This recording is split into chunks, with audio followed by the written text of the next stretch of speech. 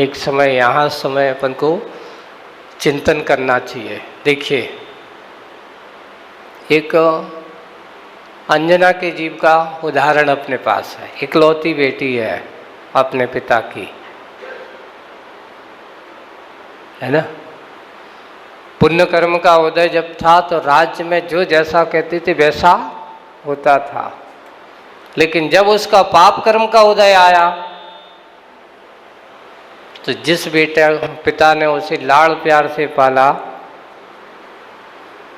जिस पिता ने उसको अपने अच्छे से पूरा का पूरा गण पोषण उसका किया, शिक्षा किया, संस्कार दिए, लेकिन जब पाप कर्म का उदय आया तो वही पिता ने उसे घर से बाहर कर दिया। इधर ससुराल में शादी जहां हुई वहां के लोगों ने उसको ऊपर दोषारोपण लगा दिया।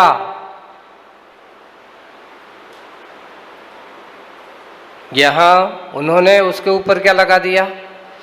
दोषारोपण लगा करके ससुराल वालों ने घर से बाहर कर दिया।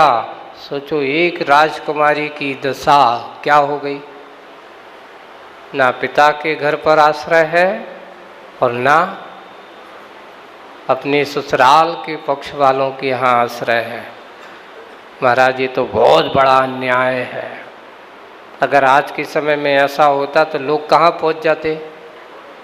अदालत में पहुँच जाते, कोर्ट केस कर देते। लेकिन पहले जो होती थी तो क्या महाराज अदालत नहीं होती? पहले के लोग बड़े खराब थे। राज्य शासनों में इस प्रकार की व्यवस्थाएं जो होती थी और लोकतंत्र की जो व्यवस्थाएं हैं, तो लोगों को आज की अगर पुरानी भी कथाएं पढ़ते थे ना, तो आज के बच्चों को सुनाओ तो वे क्या सोचते हैं? है पहले की जो व्यवस्था थी वो सब गड़बड़ थी, पहले के लोग मूर्ख थे, पहले के लोग बुद्धू थे। अगर आज मेरे साथ ऐसा होगा तो मुझसे करके देखे। ऐसा मैंने कहा, हो सकता है तुम भी उस समय ऐसे हुए होंगे। आज क्या है कि तुम इस जमाने में आ गए हो, थोड़े से पढ़े लिखे से हो गए हो, लेकिन इतना निश्चित है कि पहले के लोग परिस्थितियों से जूझते जरूर थे, पर उस परिस्थितियों का परिणाम क्या होता था? अच्छा ही होता था। सोचो, उस अंजना के जीव ने जब ऐसा हुआ तो उसने ये नहीं सोचा कि सुसाइड कर लूँगा, अब मरने से ही पक्का अच्छा है। आज के लोगों के सामने अगर ऐसा हो तो क्या करता बताओ? एक ही सोचता है, इससे अच्छा जीने से तो क्या करना चाहिए? मर जाना चाहिए। अंजना ने ऐसा नहीं सोचा। विपरीत परिस्थितियों में जूझने वाला जो होता है वही सही पुरुषार्थी माना जाता है। विपरीत परिस्थितियों में मरने के भाव करना, ये सबसे बड़ा लोगों को उसको कहा, उसको कायर की संज्ञा दी जाती है, अपराध की कोटि में आता है। किसको संकट नहीं आता? सबको संकट आता है। संकट किसके पास नहीं होता संसार में? यहाँ पर चले जाओ, किसी भी कोने में जाओ, कहीं भी किसी गति में जाओ, आपको कहीं ना कहीं बंधन तो मिलेगा ही। संसार में आप किसी भी गति में चले जाओ, कोई भी स्वतंत्र नहीं है। कहीं ना कहीं किसी ना किसी अपने से पड़े, अपने से एक दूसरे के, कहीं एक दूसरे के अधीनस्थ तो उसको रहना ही होता है। यहाँ आकर के आते हैं तो अपन परिवार में रहते हैं तो सब एक दूसरे के आश्रित रहते हैं, तो ये भी उसका एक विशेष, इसको अपन बंधन ना मान करके उसको ये सोचना चाहिए कि ये हमारी एक व्यवस्था है। जैसे कि शासन प्रशासन के ऊपर भी है, आप रहते हो, आपको वहाँ की आज्ञा उनकी पालन करना पड़ा है। जैसी व्यवस्था है नागरिक को कैसा रहना चाहिए, एक नागरिकता का दायित्व तो उसके अंदर रहना पड़ेगा। नागरिकता के अगर तुमने उल्लंघन किया तो तुम अपराधी माने जाओगे, अपराधी माने जाओगे तो तुम्हें क्या मिलेगा? दंड की व्यवस्था होगी।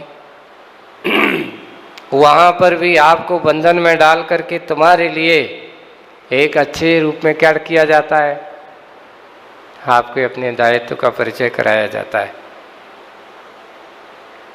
इसलिए ये सारी जो व्यवस्थाएं परिवार में रह करके हम एक दूसरे के साथ रहते हैं। पिता पुत्र का बंधन एक दूसरे के बना दिया। अब जैसे पिताजी कहेंगे वैसे बेटे को करना होगा।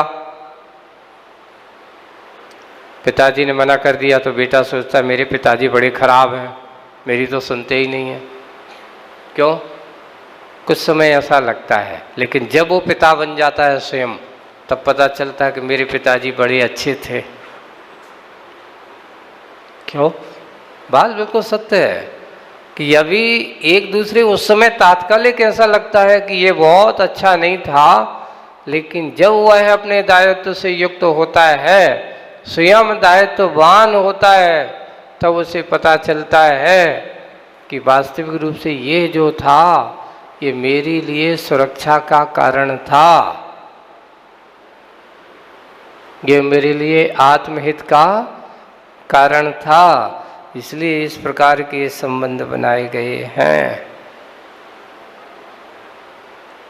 तो ऐसे ही जब पुण्य पाप कर्म का वही अंजना वन में जाकर के क्या कर रही है, भटक रही है। एक उस समय अगर किसी ने उसका साथ दिया था तो एक उसके साथ बसंत माला ने, उसका नाम है बसंत माला, उसने दासी जो उसकी है सबने साथ छोड़ दिया, पर उतना थोड़ा सा पुण्य कर्म का दिया उदय रहा कि एक दासी जो बसंत माला है उसने उसका साथ दिया। इतना पुण्य कर्म का उदय रहा होगा। जाकर के गर्भवती है, अब पूरे एक नहीं दो नहीं पूरे 22 वर्ष तक, कितना वर्ष तक, 22 वर्ष तक जिसने ऐसा वियोग को सहन किया। कर्म का विचित्र बहुत है। इसका फल क्या है, क्यों हुआ ये 22 वर्ष का? तो अंजना का पूर्व भव का इतिहास पढ़ा। 22 वर्ष का कर्म का बंध पति से वियोग करने का क्यों हुआ? तो उन्होंने लिखा है, आगम में उस कहानी का वर्णन है कि जब ये अंजना का जीव अगले भव में, इससे पहले भवों में एक राज्य की रानी के रूप में है, राजा के जिनमत विद्रोही, जिसे कहना है जिनमत से देश रखने वाली है। हुआ ये कि उस राजा की रानियों में एक रानी जिनमत का पालन करने वाली है, और ये शायद इसका नाम लक्ष्मीपति करके ऐसा कुछ नाम बताया उस भाव में, पूरा याद नहीं है मुझे। तो इसने क्या किया कि वो जो जिनमत को पालन करने वाली एक राजा की अनेक रानियां होती थी, तो ये भी एक उसकी पटरानी है। वो जो आई है जिनमत को पालन करने, उसका नियम है कि जब तक मैं जिनेंद्र भगवान की पूजन नहीं करूंगा, दर्शन नहीं करूंगी, तब तक मैं भोजन पान ग्रहण, वो प्रतिदिन भगवान का दर्शन पूजन करके ही अपनी दैनिक जीवनचर्या व्यतीत करते थे। देखा कि उसका पुण्य कर्म का उदय ये होता है कि जब बहु रानियां होती ना राजाओं की, और जब वो भक्ति पूजन करती, ये तो लगता है कोई राजा को वश में करती है, राजा इसको ज़्यादा चाहते हैं, ऐसे ईर्षा भाव से ग्रसित हो गई, मुझसे अपेक्षा करते हैं, तो क्या किया जाए, इसको एक काम किया जाए। उसने उसको परेशान करने का योजना बनाई, और एक दिन एक नौकर आदि को लेकर के, जो जिनेंद्र भगवान की प्रतिमा थी, जिसकी पूजन पाठ करती थी, इसके बिना ये नहीं रह सकती, इसलिए इसको यहाँ से ये भाग जाएगी। तो उसने उस प्रतिमा को कुछ किसी सेवक से सहारा लेकर के उसको छुपा दिया। जिनेंद्र भगवान की प्रतिमाओं को कितने, तो ने लिखा सिर्फ 22 घड़ी के लिए, 22 घड़ी के लिए उस अंजना के जीव ने उस भव में जिनेंद्र भगवान की प्रतिमाओं को हटाया था। उस समय उसको ऐसा तीव्र कर्म का बंध हुआ। बाद में उस रानी ने, जिसके जिनमत की आराधना करने वाली, उसने संकल्प करके बैठ गई कि जब तक जिनेंद्र भगवान की प्रतिमा में दर्शन नहीं करूंगी तब तक मैं भोजन पानी, और उसने भी उतने समय तक उपवास आदि धारण करके ध्यान में बैठ करके भगवान का चिंतन करने में लगी रही। क्यों? क्योंकि उसकी आत्म साधना आराधना का कार्य चला गया। इसलिए कहा जाता है कभी भी कुछ भी करना, लेकिन किसी के धर्म ध्यान में कभी बाधा नहीं डालना। इससे तीव्र सा कर्म का बंध होता है। अगर कोई धर्मात्मा है वो भगवान की आराधना कर रहा हो और जाकर के बाधा डालता है तो उसके तीव्र कर्म का उदय होता है। पांडव पुराण, अपने पद्म पुराण में भी एक प्रसंग आता है, जब रावण शांतिनाथ भगवान के चित्यालय में ध्यान लगा करके बैठा है। पर यह बात लो, उसका ध्यान किसके लिए हो रहा है? बहुरूपणी विद्या सिद्ध करने के लिए, मंत्र की आराधना कर रहा है। वो बहुरूपणी विद्या को सिद्ध करने के लिए बैठा है शांतिनाथ भगवान के वहाँ।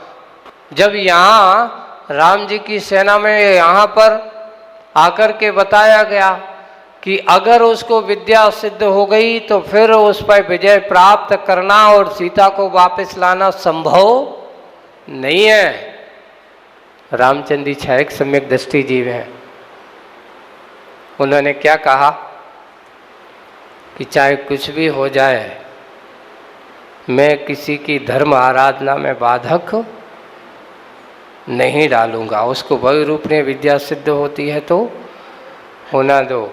अगर सीता मिलती है तो मिले, नहीं मिलती है तो ना मिले, लेकिन मैं किसी के धर्म ध्यान में बाधा नहीं डालूंगी। रावण होगा, शत्रु है, पर उधर उस समय चाहे तो लोगों ने जाकर के खूब नगाड़े बजाए कि इसको मंत्र की साधना में विघ्न पड़ जाए, बाधा डालने की कोशिश की। पर उन्होंने कहा नहीं महाराज, आप क्या कर रहे हो? नहीं करेंगे तो उसको भी बहुरूपणी विद्या सिद्ध हो जाएगी, और अगर उसको विद्या सिद्ध हो गई तो फिर आप विजय प्राप्त करना मुश्किल हो जाएगा। तो उन भगवान ने कहा था कि मुझे ऐसी विजय नहीं चाहिए जिससे किसी के धर्म आराधना में क्या करना पड़े, हमें बाधा डालना पड़े। कि यहाँ जब इस प्रकार तीर्थंकर प्रकृति की सत्ता वाला जीव जब माता के गर्भ में आता है तो यहाँ के मनुष्य लोग तो सेवा करते ही हैं। स्वर्ग की देवियाँ भी आकर के उनकी सेवा परिचर्या में मनुष्य के रूप में बन करके सेवाएं करती हैं। अब कई लोग आकर के पूछते हैं महाराज भी देवियाँ लोग दिखती होंगी, तो ये सोचो उनके पास विक्रिया रिद्धि है, वो आपके सामने आप जैसा बन करके उनके पास सब कुछ है, वे बन करके आपकी सेवा परिचर्या में लगी रहती हैं। और ऐसे नहीं, उसको पढ़ो कि जब माता की सेवा करते हैं तो अनेक प्रकार के प्रश्नोत्तर भी चलते हैं। माता की सेवा करते समय मात्र हाथ पैर अकेले ही नहीं दबाए जाते हैं, उनकी सेवा परिचर्या में उनकी मानसिक रूप से, उनकी शारीरिक रूप से, उनके वचनों के रूप में हर तरह से सेवा की जाती है। उसको मन में प्रसन्नता के भाव हों। ऐसे करते करते माता को पूरा का पूरा 9 माह तक गर्भ में आते ही 6 महीने पहले से, और फिर बाद में 9 माह किसके? गर्भ काल के। ऐसे अजितनाथ की माता विजय सेना की सेवा में, परिचर्या में ऐसे अनेक। आदिनाथ पुराण के अनुसार 6 कुमारियाँ, और प्रतिष्ठा पाठ में 8 कुमारियाँ, 56 कुमारियाँ हैं। ये सारे देवियों की फैकल्टियाँ हैं। वे आकर के उनकी सेवा परिचर्या करते करते पूरा का पूरा काल समय व्यतीत हो गया, और माघ शुक्ला दशमी के दिन, कौन सी तिथि में? माघ शुक्ला दशमी के दिन प्रज्ञेश योग में, नया ज्योतिष में एक नया योग होता है प्रज्ञेश योग, उसमें उत्तर पुराण में नया नाम दिया है प्रज्ञेश योग में, ऐसे जन्म का तीर्थंकर अजितनाथ भगवान का रोहिणी नक्षत्र में भी, कौन सा नक्षत्र है? रोहिणी नक्षत्र में प्रज्ञेश योग के साथ ऐसे अजितनाथ भगवान का जन्म हुआ। ऐसा जन्म कल्याणक महोत्सव का अवतरण उनका होता है। और आकर के जब अजितनाथ भगवान का समय काल, उनकी आयु कितनी है? तो कहते हैं 72 लाख पूर्व की आयु थी अजितनाथ भगवान की। कितने लाख पूर्व की? हाँ, आदिनाथ भगवान की कितनी थी? 84 लाख पूर्व की थी। तो अजितनाथ भगवान की 72 लाख पूर्व की आयु थी। जिनका शरीर कैसा है? बहुत सुंदर है, स्वर्ण के समान जिनकी देह है। जिनकी देह कैसी? स्वर्ण के समान, कनक वर्ण, और पूरी शरीर की अवगाहना 450 धनुष की थी। कितने धनुष की? 450 धनुष। भगवान आदिनाथ की 500 धनुष की अवगाहना थी, तो अजितनाथ भगवान की 50 कम है। 450 धनुष की अवगाहना है। ऐसे पूरे के पूरे अजितनाथ भगवान की कथा को अभी आगे की बात अपन बाद में करेंगे। आज इतना ही। बोलिए परम पूज्य आचार्य गुरुवर श्री विद्यासागर जी महाराज। बोले अजीत सागर जी महाराज की।